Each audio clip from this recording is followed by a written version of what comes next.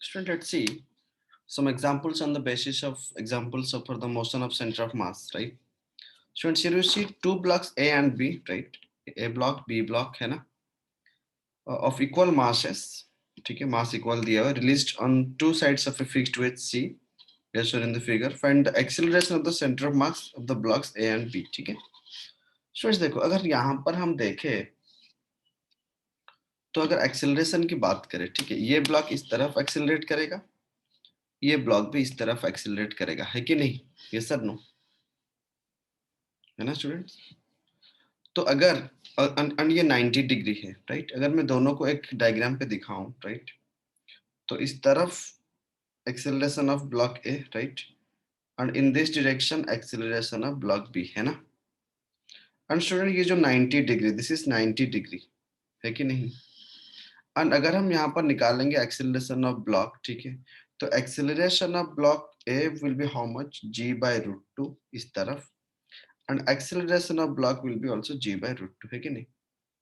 क्योंकि अगर ये g है, अगर ये एक्सेलरेशन ड्यू टू ग्रेविटी अगर g वर्टिकली डाउनवर्ड है, राइट, तो ये कितना बन जाएगा? g sin 45, है कि नहीं? और ये कितना बन जाएगा? g sin 45. Student, both blocks will be having acceleration g sin 45, yes sir no? So आप देख सकते हो, अगर मैं ए नेट की बात करूं, आप यहाँ पर पैरेललोग्राम भी बना सकते हो, no doubt, right? So this is the magnitude of block A plus magnitude of block B, right? So that is equal to g, है ना? And acceleration of both the blocks, right, acceleration of both blocks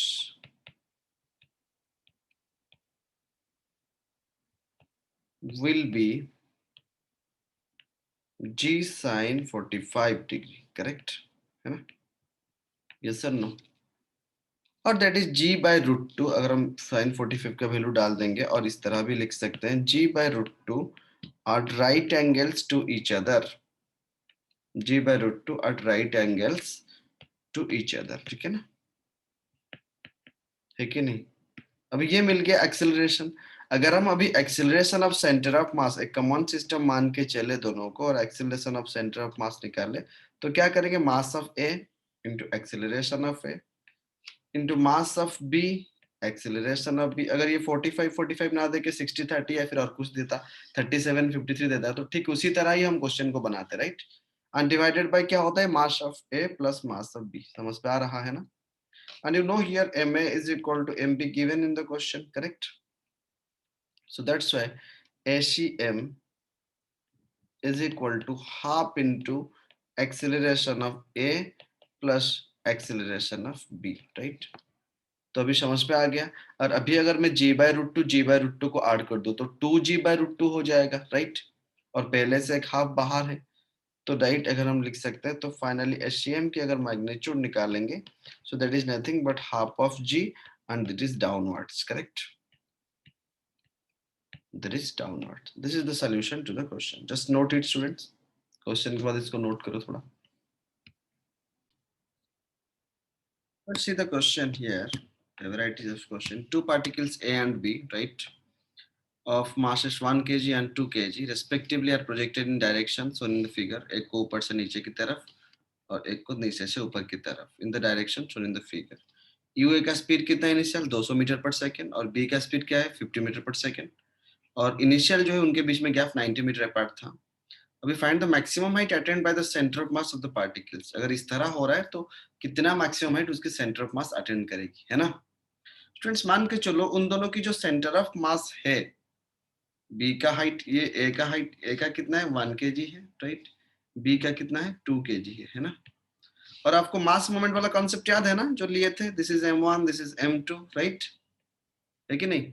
अगर ये यहां से अगर gap r था, do you remember? अगर इस डिस्टेंस को हम x ले रहे तो x कैसे निकालते थे? याद है ना? m2 into x divided by m1 plus m2 ना students? Do you remember? Yes. इस तरह कर रहे थे कि नहीं? डू यू रिमेम्बर और नॉट? Yes.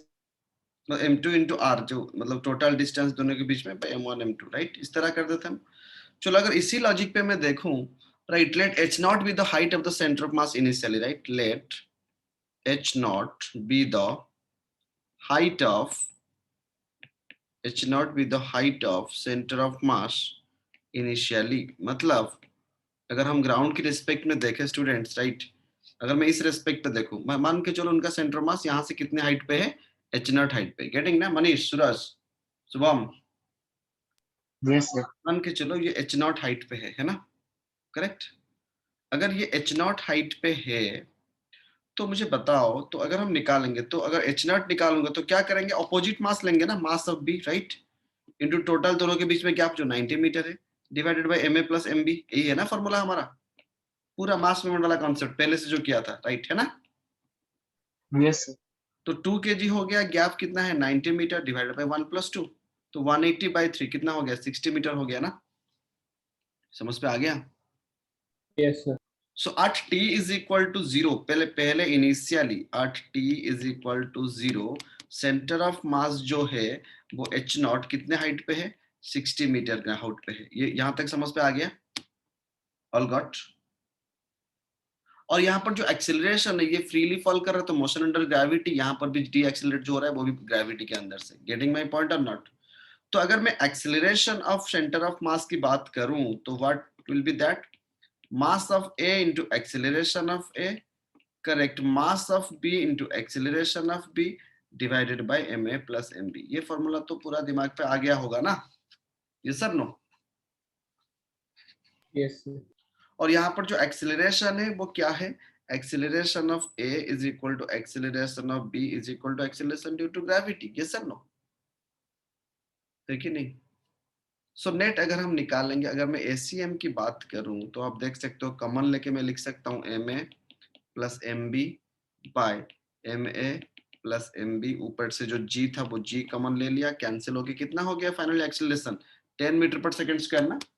तो मतलब एक्सेलरेशन जो है वो डाउनवर्ड की तरफ ही मूव करेगा, राइट, कितने एक्सेलरेशन में, 10 मीटर पर सेकंड स्क्वायर में, यहां तक समझ पे आ गया, correct Manish, Suraj, Shubham. Yes sir. अच्छा, तो बेटा ये एक्सेलरेशन क्यों निकाला अभी थोड़ी देर पे समझ पे आ जाएगा, क्योंकि मैं जब इक्वेशंस ऑफ मोशन जो पुट करेंगे ना तो सेंटर ऑफ मास की बात होगा, राइट। तो बट उसने अगर हम initial velocity of centre of मास निकालो, राइट, तो क्या करेंगे टोटल सेंटर ऑफ मास की, तो ma into initial velocity of ua, right, mb initial velocity of ub, correct ना, divided by ma plus mb, ये है कि नहीं velocity of centre of mass, है ना। So yes sir. Initial mass कितना 1 kg दिया हुआ, ua कितना है आयुष 200, mb कितना दिया हुआ है 2, बट वो अपोजिट डायरेक्शन पे है तो -50 ले लेंगे ना, डिवाइडेड बाय 1 + 2, करेक्ट। तो फाइनली सॉल्व करने के बाद 200 - 50 कितना हो गया, सॉरी 100 हो गया, नीचे थी, तो 100/3 मीटर पर सेकंड पे, तो पॉजिटिव लिया हूँ, राइट, क्योंकि यहाँ पर जो मैंने लिया था, ये जो मैंने 2 kg का लिया, राइट, सॉरी 1 kg जो है वो ऊपर की तरफ, और ऊपर की तरफ में कितना लिया हूँ, पॉजिटिव लिया हूँ ना, right, 1 kg is moving 2 metre पर सेकंड, है ना। तो फाइनली ये पॉजिटिव आया, मतलब सेंटर मास की डायरेक्शन इनिशियली कौन सी डायरेक्शन में होगा, अपवर्ड्स की डायरेक्शन में होगा ना, अंडरस्टूड, यस सर नो। और पहले इनिशियली सेंटर मास कितने हाइट पे था ग्राउंड से, बताओ, 60 मीटर ना, बट कुछ देर के बाद, कुछ टाइम जाने के बाद, let maximum height attained be h, getting my point or not students, getting the point ना। तो maximum height centre of mass act करेगा, मतलब सेंटर ऑफ मास की फाइनल वेलोसिटी क्या हो जाएगा, 0 हो जाएगा ना। जब हम कोई भी बॉडी को थ्रो कर रहे थे तो मैक्सिमम हाइट अटेंड करेगा h मैक्स, मतलब वहां पर वेलोसिटी कितना हो जाएगा, 0 ना। तो वही सेंटर ऑफ मास, मतलब एक टोटल दोनों सिस्टम की सेंटर ऑफ मास, और centre of mass maximum height attend करेगा, मतलब final velocity of centre of mass कितना हो जाएगा, 0 हो जाएगा ना, getting my point or not. Yes sir. तो मतलब चलो थोड़ा लिखते हैं, like let h be the maximum height, let h be the maximum height, h be the maximum height attained by center of mass, मतलब 60 मीटर के बाद वो और भी गया है ना, राइट, बियॉन्ड 60 मीटर, क्योंकि इनिशियली 60 मीटर पे था, राइट है ना, getting my point or not. अभी अगर इक्वेशन ऑफ मोशन में कांस्टेंट, क्योंकि हमने देख लिया कि दोनों के लिए एक 10 मीटर पर सेकेंड आ गया, राइट, इक्वेशन ऑफ मोशन हम अगर डालें, क्योंकि एक्सेलरेशन कांस्टेंट है ना बेटा, तो इक्वेशन ऑफ मोशन डाल सकते हैं ना, कैन वी और not, Yes. We can write final velocity of center of mass square is equal to initial velocity of center of mass का square plus 2a cm into कितना height गया है, right? यही है कि नहीं इक्वेशन? और मैक्सिमम हाइट जा रहा है मतलब VCM कितना हो जाएगा 0. UCM कितना निकाले हमने फॉर्मूला से 100/3 का स्क्वायर, करेक्ट? -2 इंटू अपवर्ड की तरफ है तो -g ले लिए 10 into h. Yes sir no? Getting ना स्टूडेंट्स क्वेश्चन? तो अगर इसको सॉल्व करेंगे तो 20h तो ये हो गया 100 का square divided by 20 into 9 180, right? So that is equal to कितना आ गया 55.55 metre. Yes sir no? Understood? समझ पे आ रहा है कि नहीं? पहले ग्राउंड से सेंटर मास कितने हाइट पे था? 60 मीटर हाइट पे था, है कि नहीं? अंडरस्टैंडिंग ना? तो फिर कितना हाइट हमने निकाल दिया अभी 55.55 मीटर. गेटिंग और नॉट स्टूडेंट्स? अंडरस्टैंडिंग ना? सो अभी अगर हम टोटल हाइट निकाले, right, therefore maximum height attained by the center of mass is total height h is equal to h naught plus h. There is 60 plus 55.55. There is 115.55 metre. थोड़ा ध्यान से इस question को देख लेना, right? Understood or not? Just see the solution. In continuation next देखते हैं. इस अरेंजमेंट पे इसको m1 मान के चलो और इसको m2 मान के चलो. इसका मास दिया हुआ है 3 kg, राइट? और इसका मास दिया हुआ है 5 kg, है ना? और आपको पहले से ये सारी चीज पता है. अगर यहाँ पर टेंशन T है, यहाँ पर टेंशन T है, already you are acquainted with all those. और यहाँ पर नीचे की तरफ m1g लगने वाला है और यहाँ पर नीचे की तरफ m2g लगने वाला है, राइट? अगर मैं टेंशन की बात करूं, अगर हम यहाँ पर टेंशन पे निकालेंगे तो tension is nothing but 2m1 m2, right, divided by m1 plus m2 into g, है कि नहीं? ऑलरेडी हम इस तरह के क्वेश्चंस कर चुके हैं पहले से. So this 2 into 3 into 5 divided by 3 plus 5 into g ले लो तो g में ही रख दो. 3.75 g हो गया टेंशन, राइट? ठीक है, चलो स्टूडेंट अभी देखते हैं क्या क्या एक्सटर्नल फोर्स उसके ऊपर लग रहा है बॉडी के ऊपर, राइट? तो चलो थोड़ा पूरा सिस्टम को एनालाइज करते हैं.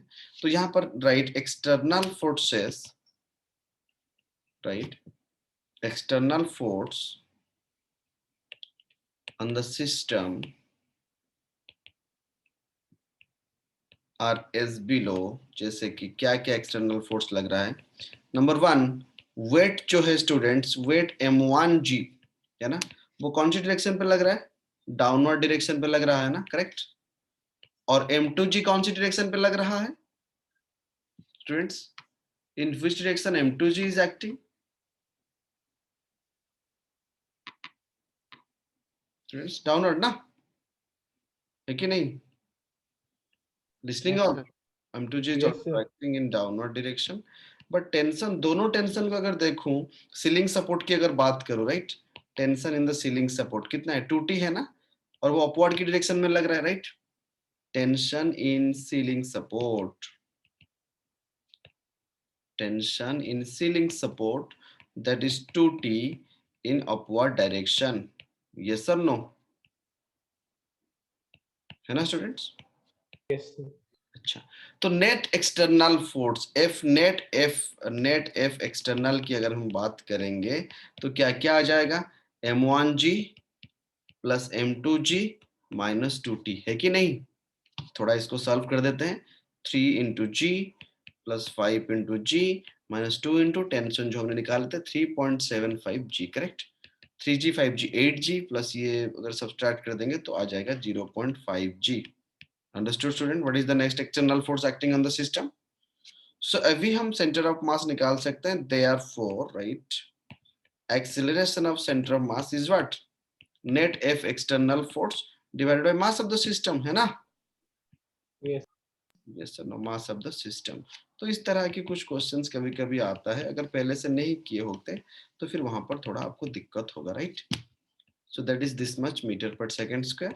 तो अगर g को पुट कर देंगे वैल्यू, राइट, तो ये आ जाएगा 0.625 मीटर पर second square That is the acceleration of the center of mass in both the cases, right? ठीक है, just see these examples.